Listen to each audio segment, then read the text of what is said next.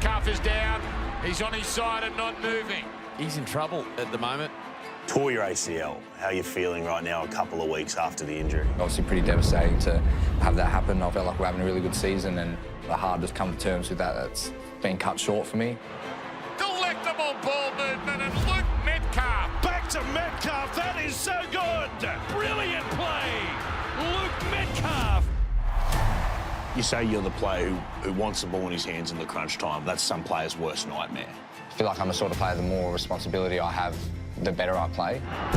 The Warriors have made a habit of winning tight games this year. Give the fans a few heart attacks, and I think we give our coaches a few heart attacks this year. The work from the Warriors halfback is absolutely brilliant. I want to play Origin, I want to play for Australia, I want to win a comp, I want to do all this stuff, so the hard stuff you have to do in the meantime is nothing. You'll do that 10 times over again if it means that you'll get that stuff in the end. Lukey Metcalf, thanks for joining us during your time in Australia. What's it like living away from home in New Zealand? Has it been difficult? Yeah, it is. It is hard, but yeah, we're really lucky at the Warriors. We've got such a good support crew of like Webby, Cam George, like those guys. They make sure the owner Mark Robinson, you know, they make sure you're looked after. Like it does create a home away from home environment. So yeah, I feel like they've got something really special there. What's your favourite part about living in New Zealand on the other side of that? Like, what have you enjoyed most about it? I moved over there when me and my partner were like 22, 23, now I'm 26. Just cool to sort of say, like, you lived in another country, and it sort of has that little island sort of vibe, you know? You get to walk down on the water and all the little islands and just sort of getting to travel, like, throughout New Zealand. And even now I'm getting married down in Queenstown. Just was never going to get married there, but just by chance went down there on a holiday and, like, fell in love with it. Do you feel like you've been adopted as an honorary Kiwi? I feel like it, yeah. Even the Samoans, they try and claim me a little bit. You just had your first child, and so she's a little Kiwi girl now, right? Yeah, she's got a little Kiwi passport, she does, with the little fern on it. Yeah, it's awesome. She came 2 weeks early, and seeing her for the first time and holding her, just that sense of responsibility and sort of gives you even more purpose in life. Yeah, I've been loving every second of being a dad. Your partner, Brody, who you've been with for a long time, how did she kind of handle the move going to New Zealand? It was tough, the first couple conversations. I remember getting off the phone with my manager and saying, oh, the Warriors want to meet with me. But she was awesome. She knows the dream I want to chase, and she's been behind me every step of the way. And for her to sort of just uproot her life to follow me and move over there, I'm just so grateful for her to do that. You look back at that Vegas performance, what exactly went wrong on that first outing? The performance we put out in Vegas just wasn't us. Like, it wasn't all pre-season what we'd trained for, what we'd practiced. Great run on the Metcalf, an intercept, it's Savage, he's away, goodbye! Raiders have 3! And then we sort of just went out there and just, we didn't turn up physically for the battle and mentally just wanted to stay in the game. I think Raiders probably taught us a bit of a lesson there in that first round. Oh, and Metcalf has a look. He saw Simi Sasangi race up on him. Yeah, I feel sorry for Luke Metcalf. It's been a tough day at the office. We've all been there. We sort of came back and we had that sort of week off in between our second game, and we just used that to just reset our focus and say, look, we know what team we want to be and we know what team we can be. What was the whole experience of Vegas like? Running out to that stadium, there was some of the English fans made it a pretty cool atmosphere as well, and there would have been about 10,000 Warriors fans there. The National Rugby League will be taking over Allegiant Stadium this weekend. And here to explain everything is one of the stars of the New Zealand Warriors. It is Luke Metcalf. Welcome to the show, buddy. Nice to meet you, mate. Dude, this is a treat to have you here in studio with us. I saw you on, was it Las Vegas TV, doing an Up the Waz? You just scream out Up the Waz. Up the Waz? We'll have about 20,000 people there who want to be your best friend. Really? So just go up the Waz, right? Yeah, so you've got a crew here that's just following you right now. That's how you do it, right? That's how you do it, Up the Waz, yeah. The Warriors fandom, like, they followed you over there. I remember interviewing you at Magic Round, and they were insane behind us there. What about this crazy atmosphere? Yeah, I love the Warriors fans. It's like you're at a home game, every away game. They travel and they love it. Yeah, so awesome coming up in a Magic Round, my first Magic Round, and yeah, what a way to get a win. Just the kind of support they've shown behind the group again this year. Yeah, they're awesome. The whole 2023 Up the Waz sort of thing, like our first season back home, they're crying out for some success. You know, wherever you go, you're going to have might be 300, 400 people there, but they sounds like it's 3,000, 4,000. Like, so yeah, we're really lucky to have those people who travel. And then on the flip end, when we go to Mount Smart, we know we're going to get a sold-out crowd every week who are going to ride the whole 80 minutes with us. There was probably a sense of people not expecting much from the Warriors this year, or riding them off after last year. That sentiment was probably helped by the fact that you lost some key players, especially Sean Johnson. Yeah. You went to Andrew Webster and said, I want the number 7 jersey, I want to wear his jersey, I want to step into that role. Why?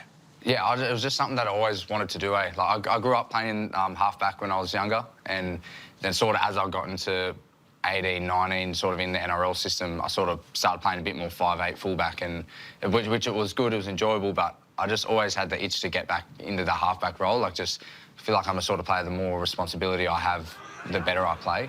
Now Johnson on the front foot. Johnson is through. Back to Metcalf. That is so good. The 7 to the 6. I want to kick, I want to pass, I want to run, I want to organise the team. I just feel like the more I can do that, then the more confident I get, and the more I want the team to be able to rely on me. So, yeah, I just felt confident in my ability to be able to do that. And, yeah, I was lucky that the coaches had the faith in me, and the club had the faith in me to give me the number 7 jersey. And I've had such good mentors like Shawnee when I was at Manly, having Cherry Evans, like having those guys. I've seen what it takes to become a good halfback in the game. Metcalf is over, and if he's got it down, he's got number 2. You say you're the player who wants the ball in his hands in the crunch time, and that's some players' worst nightmare. So where do you think that comes from for you? Yeah, I just think it's probably just like I've just got this self-confidence that probably, I know I was playing in the backyard with my 3 older brothers and bashing me probably when I was younger, and just, I don't know, I've just always been pretty confident when it comes to my ability and what I can do on the field. Will play it quickly as well. Metcalf pounces, rubbers for himself, gets a bounce, gives it to Capewell. Brilliant play. Luke Metcalf doing it again for the Warriors. You've had some big moments this year where you've kind of won games for the Warriors with all different facets of your play. The first one I think of that comes to mind is the penalty kick against the Broncos in Golden Point. Distance is good. Direction is fantastic. I think you were 1 for 5 that night, and then you step up 50 out and go, no, I want to take that shot. Yeah, I had an absolute shocker with the boot that day. That was one to forget. Yeah, I was 1 from 5. I said I want to be the guy that the boys can rely on, so I can't be shying away from that opportunity, and if I feel like I can make it, and I want to put my hand up and do it. He stood up straight away, Glenn. He realised that he wanted that ball in his hands. Tough night at the office. There was one way to make amends, and that was kick a goal he did. If I missed it in the Broncos one, I would have heard about it a lot more. And you did the Dame Time celebration, Damian Lillard, NBA superstar, and then he shared it on his Instagram. Yeah. That was pretty cool. Yeah, that was pretty cool. He's one of my favourite NBA players. He's like one of my favourite athletes, so I always thought to myself, when I get a chance, if I hit a game winner or something like that, I'll hit the Dame Time. Another moment that stood out to me, there was a try-saving tackle on Murray Taulagi at Magic Round, which ended up being crucial because you won the game by 4 points. Again, shows that you're putting yourself in those positions to make those plays. Have a look where he comes from. The work from the Warriors halfback is absolutely brilliant. Well, that might just be the defining moment of this enthralling contest. I just sort of try and put myself in the picture and try and make a play for the team. Another moment that stood out to me was the length of the field try against South. Now they need help. There's an alarm ringing as Metcalf races away. Metcalf picks up the loose ball, then burns the cover defence, and Luke Metcalf delivers again for the Warriors. Have you always been one of the quicker guys? Even as a halfback, you've probably got the speed of an outside back. Yeah, I've always been pretty fast. Like when I was younger, yeah, I was always like one of the kids who was probably the quickest. It's something that, like, especially playing in the halves, like I want to be able to use. I want to be able to use my speed, but while still like managing the game. Metcalf, sumptuous pass, cable away, inside to Metcalf. It's a Warriors try. Delectable ball movement and Luke Metcalf. It's pretty easy to sort of just become a facilitator and a passer and just kick and that's it. So it's something that I've had to work pretty hard at. I watch a lot of like Jerome Hughes, Mitch Moses, those two sort of guys are guys that can run the ball but they can kick, they can pass, they've moulded their games pretty well. The last one that comes to mind for me is a field goal against the Dragons, which was very nonchalant. You just kind of slotted over, no pressure, Metcalf, he is thinking one-pointer, and he's got it. It stays inside the right upright. They go early. Metcalf takes the one. And the Warriors have made a habit of winning tight games this year. Give the fans a few heart attacks, and I think we give our coaches a few heart attacks this year. But yeah, it's always nice to sort of win those close games. To O'Tricky. Here's Leotawa and Metcalf. Thanks for coming. 20 tries in 39 games. So it's a really great strike rate for a halfback. How have you kept your running game, which is obviously such a strength, shifting to that 7 role when we see, you know, sometimes the temptation can be guys just move into that facilitator kind of mindset and lose their running game? It's pretty important that you don't just become one-dimensional. Like, you need to sort of be able to do all facets of the game. Walker, Metcalf, long ball, Montoya, Warriors have done it, they've hit the front. And that's something that I really work hard at. I want to aspire to be better. I want to be like one of the best in the game to be able to do it. They may charging through, and Fisher Harris, he went in untouched.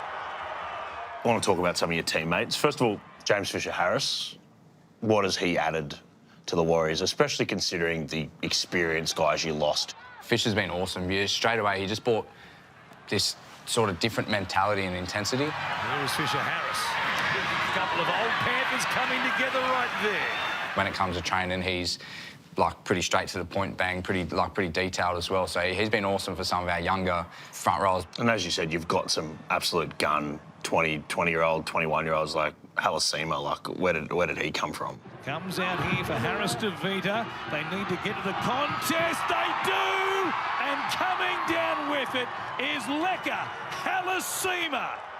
Yeah, he's a beast. I'm pretty sure he's 13 still. He's that young, but hasn't even turned 20 yet. And he's just going to keep getting better and better the more he understands the game.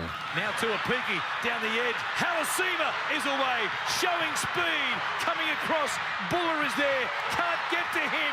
Halasima beats 2 and scores a remarkable try for the Warriors. Oh, that's unbelievable. What about that?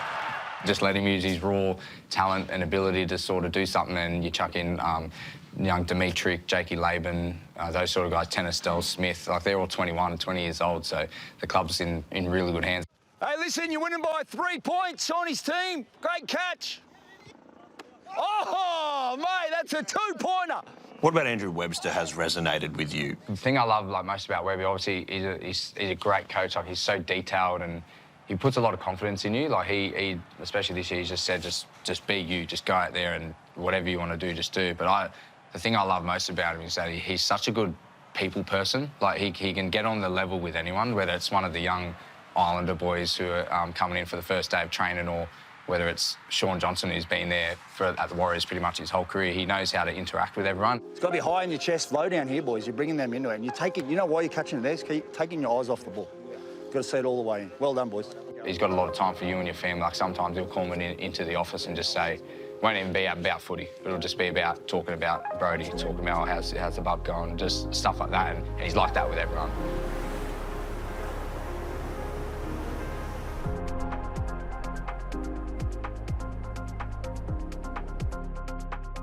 You're a Coffs Harbour boy. Yeah. What was life like for the Metcalf clan growing up in Coffs Harbour? It's fun. It was, yeah. Obviously, a small town. Weekends, it was either playing footy on the Saturday, and on the Sunday, you were down at the beach, riding your bike down the beach, meeting your mates. You knew everyone, and yeah, it was really. And everyone lived so close by that you were only a 2-minute bike ride away. How did you end up from Coffs to then being in Sydney? Because you went to Endeavour High, right? Playing footy in Coffs for Rye Valley Tomahawks, and my school football coach, Peter Denham, he got in touch with a teacher down in Endeavour Sports, and he just said, I've got this kid here who wants to have a crack at football, and had a little trial game, that sort of stuff, and he's like, yeah, he should come down and move down to Sydney, and that's pretty much how it went. So Cronulla came knocking when you were at Endeavour. Who were some of the guys in that early Shark system? Yeah, so you got like Bronson Cherry, Jamin Salmon was in there, Teague Wilton, Blake Brayley. Salmon gets it out to Metcalf, dummies. They released him. This will be a try. And that is sensational play from Luke Metcalf. So you played 16s and 18s New South Wales Origin as well. I think I saw a photo on your Instagram where Joey Johns gave you the jersey. Yeah. Pretty cool moment. Yeah, that was 16s? Yeah, 16s, yeah, that was pretty cool. You know, the 8th Immortal coming here to present your jersey, and I was pretty starstruck, eh? Like, he's, like, in my opinion, he's like the best player to ever play the game. I've been pretty lucky as I've gone on through my career to actually keep in touch with Joey, and he gives me a little bit of advice every now and then, gives me a little text. So yeah, I've been pretty lucky. So 18's New South Wales, yeah, score a hat-trick? Yeah, I did. It's been picked up, Metcalf. and they're away. Metcalf's got it. No one is going to get anywhere near Metcalf. Luke Metcalf in for his second try of the night. 18's Origin, we had a pretty good team too. Payne Haas was our captain, Josh Curran, Zach Lomax. We had a pretty stacked team. A great pass on the inside. It was from Parry, and it's to you-know-who. He's in for try number 3, Luke Metcalf. How did you end up then from Cronulla ending up in the Manly system? I remember talking to Scott and Bob Fulton. That was a pretty surreal sort of experience. So again, to meet another great of the game, and probably one of my first years at Manly, that I learnt so much. Sea Eagles, Metcalf straight through, away from the fullback. Metcalf, no one to beat. What a start by the Sea Eagles. But Manly was kind of a case of Murphy's Law, and that everything that could go wrong kind of did go wrong. Metcalf away from one, back across the field. Luke Metcalf looking to link. He's collared and forced to ground 10 metres away from Mounty's goal line. Metcalf looking for a quick play of the ball. He can't get back to his feet here. Oh no, he's clutching the right knee. So 2019 ACL, 2020 COVID. Due to the rapid rate of infection, that we can no longer guarantee the safety of our players to continue to play. So that's almost 2 full years, probably more, without barely playing any football. Yeah. How did that hurt your development? Yeah, that was pretty tough. The first year I played pretty much every game. Rubber off the legs of the Sea Eagles. It's there, it's picked up. Metcalf away. 5 Bulldogs chasing Luke Metcalf. They won't get anywhere near him. What speed, what talent. This young Sea Eagles 5'8" goes the length. Luke Metcalf. And you're sort of thinking, oh, this is when you want to be sort of pushing to make your case, like make your NRL debut. That's what you're thinking, you know. And yeah, that was pretty hard to take. 2019 season was hard, but I feel like the 2020 season was harder because I could play and I was ready and my body was fine, but I couldn't actually go out there and do it. That was probably the toughest time. And yeah, eventually at the end of the year, signed with Cronulla. The Manly Sea Eagles against the Cronulla Sharks. And Metcalf, Luke Metcalf, will come onto the bench in the number 19 jersey. So you debut against Manly. Yeah. In Queensland, in the bubble. Yeah.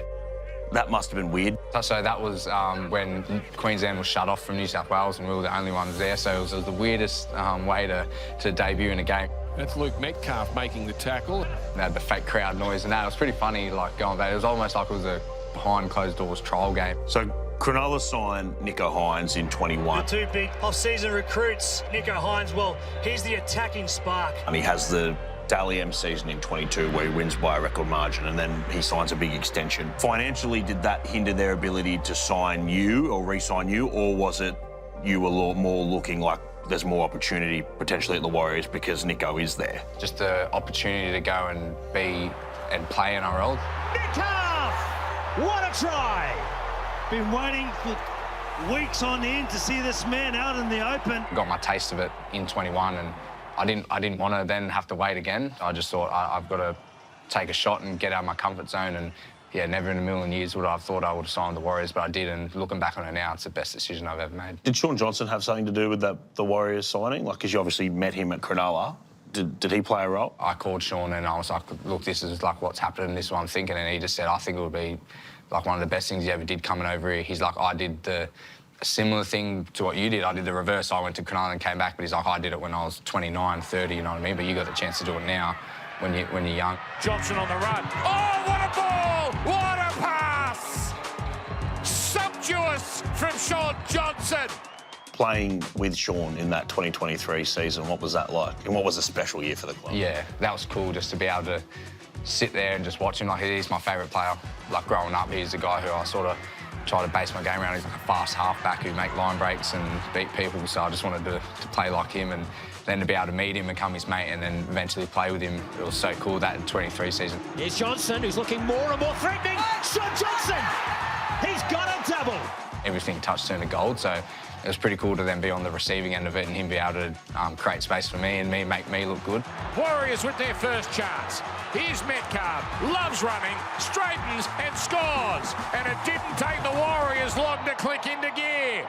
injury cruel that year, but at the back end, right? Was it a hammy before the finals? Yeah, so I did 2 hammies in the pre-season, come back probably halfway through, and then 2 weeks before the finals, I did it again for the 3rd time that year. That's a forlorn-looking Luke Metcalf. He's got tears in the eyes knowing the work he had to do to get back from that very serious hamstring injury. Then 2024, you come back, round 4, a fractured leg. Goes Egan. Metcalf cut in half by Frizzell. That hurt. That stung him. Brutal tackle as he busted the leg. He immediately grabbed That's it. what I'm thinking. At that point, you must have been like, oh, come on, like, give me a break. But probably the worst pain I've been in, that was really tough to take. This is incredibly sad news out of the first half, and nobody likes to see that. He's been playing so well this season. Luke Metcalf. What sums up best is the amount of injuries you've had is that you've played 39 first-grade games. A guy that debuted same year as you at Cronulla, Blake Brayley, just played his 150th. Pretty crazy when I look at it from that perspective, like guys who are the same age or a year older than me, and you got to sort of, just come to terms that that's the way your journey's going to be, and you just got to make the most of what it is. And I think it's pretty cool for then some other kids to sort of look at it and go, there might be someone who is in the exact same position as me, and they can go press on my Wikipedia page or press on an article that was about me and go, oh, I'm going through similar to what this guy went through, because I know that's what I was looking for. You mentioned him before, but Daly Cherry Evans in your time at Manly, how does he differ from those guys, and what did you think you picked up most from him? The thing that really stuck out with Ches was his work ethic. Like, he works hard at his craft. So I just used to say, like, I just want to do whatever you're doing today. Like, I just, like, train with you. And then after I think he realised that I was pretty keen and I wanted to learn, he would just say, we're doing 40-20 today. Here's a 40-20 attempt. A 40-20 attempt! It sounds like you've almost been that annoying little brother your whole life that's just followed blokes around. Yeah, pretty much.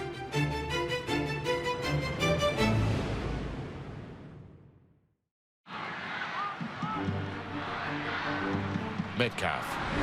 Oh, he got hammered by Percorda there in the ribs after throwing that pass. And Metcalf is down. He's on his side and not moving. It was a fearsome tackle. He's in trouble at the moment, Metcalf. Yeah, he cannot. He's not going to finish the game here. We don't like seeing this. We don't like seeing a half being carried off the field. I just saw the contact, and then I thought he was winded, and then he walked past me, and I said, "Yeah, okay," and they said he'd hurt his knee. Well, Lukey, we sat here a couple of weeks ago, and obviously things are different, taking a bit of a turn for the worst. Tore your ACL. How are you feeling right now a couple of weeks after the injury? Obviously pretty devastating to have that happen. I was sort of like on a personal note and a team note, I felt like we're having a really good season, and yeah, it's sort of hard to sort of like come to terms with that. It's been cut short for me. It's been like a week or two now. I've been able to sort of look back, and there's a lot of positives to take out of this season. Frustrating thing is, imagine you walk in here perfectly fine. Yeah. Like, you look like there's nothing wrong with you. And then it's just the lateral movement, right, with these things. You can't do it. That's the frustrating thing. Like walking, everything's fine. Like, I could probably run if I tried to, but the actual, if I try to strap on the boots and try to play, that's when you would be, you wouldn't be able to move. The injury, it was a bit of an innocuous one. I guess not a typical ACL mechanism that it looked like. I guess a lot of people were shocked to find out that it was a torn ACL. Did you know straight away on the field? My first thought was to be, oh, like, is it something I can still play with? That's sort of the first thought. I think once I sort of was going into the sheds and then they were toying around with it, I was like, oh no, I know this feeling. Such a weird thing, like you put your leg in the ground, you get hit, like there was nothing wrong with the hit, like it's all legal, it's all fine. But it's just like that. Yeah, it's just frustrating how that can happen when it's just literally just a normal little movement. What are you aiming for? When do you hope to be back on the football field? I want to be back for round 1. That's like just. Is that feasible? What's that?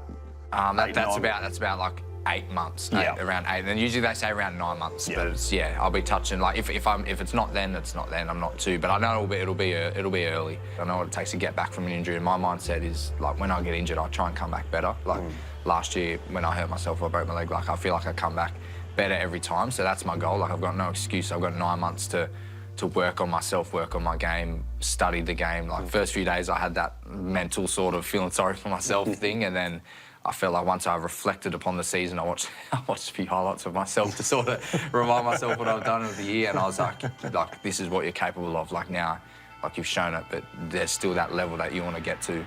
a run with injury throughout your career. Did you have that get angry moment about it? Yeah, not so much the white knee. I feel like last year I had that, the white, yeah, but this one was just more like, I just can't believe it. I was just like, this is just crazy. Like this season, it was almost going too good. Mitch Barnett has a move now onto his back. Your teammate, Mitch Barnett, similar thing a couple of weeks before. I mean, at least positive someone in rehab with you over the next 9 months to kind of share the journey, right? I get on really well with Barney. Like, we're pretty good mates. So, yeah, he did his probably 3 weeks before mine, 4 weeks before mine. So we're gonna. I've already been telling him I'll probably overtake him in the rehab. Yeah, but it's good to have someone like in there doing the same thing as you, and we're going to be able to be on the bike together and go and getting flogged on the field together. So it's going to be cool having him, and yeah, I can he can bring the positive vibes one day, then I can do it the next day. We sort of keep each other up and keep each other accountable. And obviously, once you've had your surgery and you're back around, the boys are back in rehab, you try to contribute as much as you can, right? Yeah. Like talking to these guys, being in their ear, offering advice, having conversations, right? Yeah, exactly. Yeah, I spoke to Webby and he was just saying, I need you to be around the team. Like, you have an influence on this team. Like, you still need you to be talking, like, in the meetings and all that sort of stuff, which is cool. Like, I feel like I can still have an influence over the group in that way. How's Andrew Webster been through all of this, you know, having to deal with these injuries for you guys? Like, after the game, it was pretty emotional. Like, he came in there, we just sat down on the bed, I was crying, and he was just giving me a hug and just like, he's like, I just don't know what to say. And we sat there for 5-10 minutes just not saying anything, just like having a cuddle. The next 9 months for Luke Metcalf, what are they going to look like, and how are you going to come back a better player? I want to play Origin. I want to play for Australia. Like, I've got all this stuff when I want to win a comp. I want to do all this stuff. So the hard stuff you have to do in the meantime is nothing compared to, like, you'll do that 10 times over again if it means that you'll get that stuff in the end. Luke, it's a terrific attitude to have, and we can't wait to see you back on the field ripping for the Warriors. Thanks for sitting down with us again, mate. No worries. Thanks, Jackie. Appreciate it, brother. Thank you. Appreciate it, bro. Thank you.